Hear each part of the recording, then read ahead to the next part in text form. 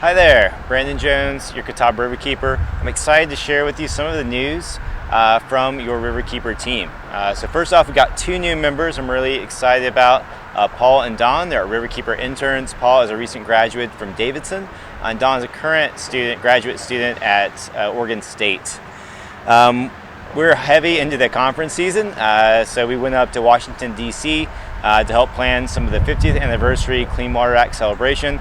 In addition to that, we got some good training on harmful algal blooms, Phos, and some contaminants of emergent concern. We also hosted a conference here at the Boathouse. So all the other North Carolina keepers, as part of Waterkeepers Carolina, came through.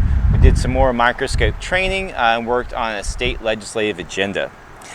On our stormwater front, we've been really busy here on the South Fork River.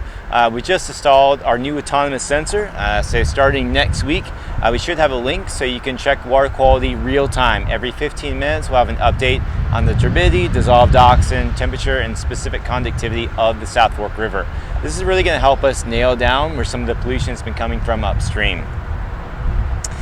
On the permitted pollution side, we're still kind of in a holding pattern on the new Indy facility in South Carolina and on the lithium mine here in Gaston County. So as more updates from the states come available, we'll be able to share those with you.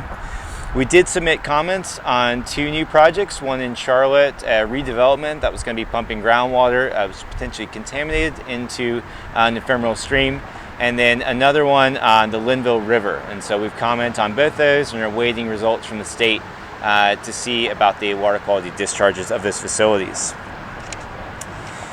On the PFAS front, if you're not familiar with PFAS, that's per and polyfluorinated substances.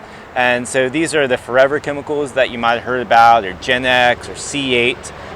These are newer industrial compounds which don't break down and have some carcinogenic properties.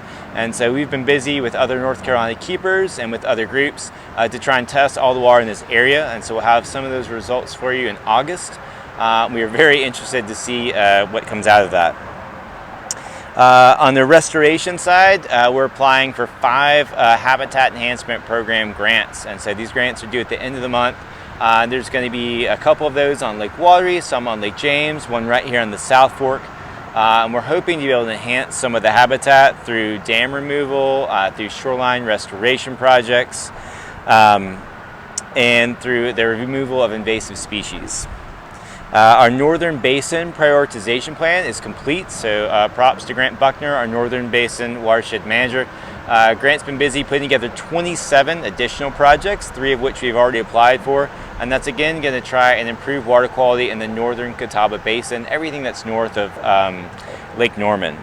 And then finally, on our swim, drink, fish side, we've been also really busy. We now are testing 53 sites every week across the basin, from Lake Norman down to Lake Wateree.